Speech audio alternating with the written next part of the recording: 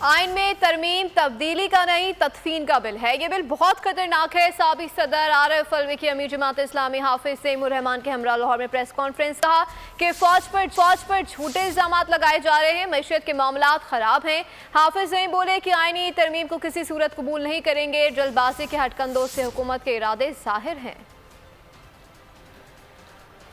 سے یہ پاکستان کے آئین کے اندر یہ تبدیلی لانا چاہتے ہیں تو یہ بل ترمیم کا نہیں ہے، تدفین کا ہے، یہ ذہن میں رکھیے۔ اور اگر یہ amendment Pakistan constitution amendment bill کہلا رہا ہے تو یہ ڈسممبرمنٹ بل ہے، یعنی پاکستان کے آئین کو دفن کرنے والا بل ہے۔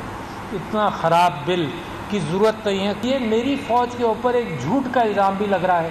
میری فوج پاکستان کا ایک ستون ہے اور میں چاہتا ہوں کہ اس فوج کو نقصان نہیں پہنچے کیونکہ معیشت کے معاملات خراب ہیں۔